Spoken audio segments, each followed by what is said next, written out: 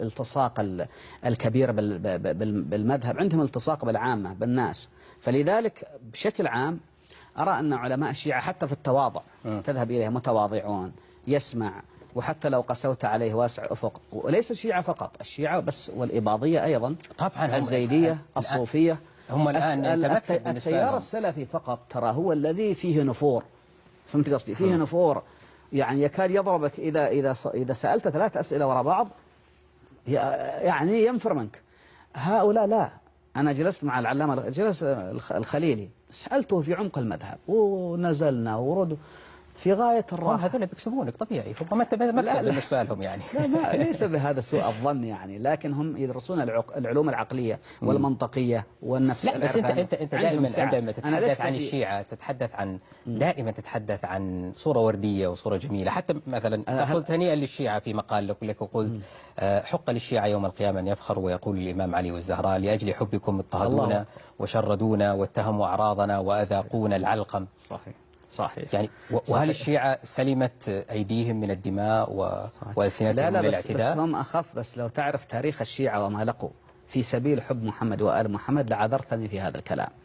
يعني جماعتنا هم اللي كانوا يقتلون ويبترون الألسنة، وقصة طويلة. وهم سلمت أيديهم وألسنتهم، هم ما يقتلون ولا يقطعون. بيني وبينك موسوعة العذاب للدكتور عبود الشايجي. انظر هل في شيعة من القتلة ولا كلها من جماعتنا بني أمية بن عباس.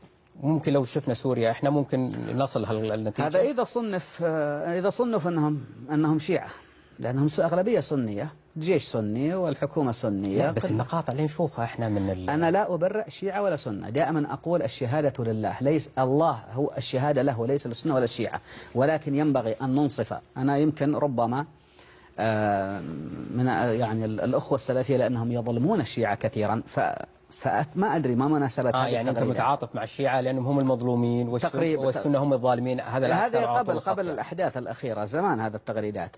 لكن عندما أنتم أولاد متعة، أنتم أولاد كذا، أنتم أولاد كلب، أنتم أولاد يعني يا أخي الذم المباشر وعبدة أصنام وتفعلون والافتراءات، والله تتعاطف معهم وماسكين عبرتهم اليوم. زمان كان في سجون الحجاج وخالد القسري وغيره ملوك بني أمية جميعا يبقون رافعين يعني حب آل محمد وسط دول كارهة لآل محمد وتلعنهم على المنابر. هذا والله إعجاز للأمانة، هذا عمل يشكرون عليه.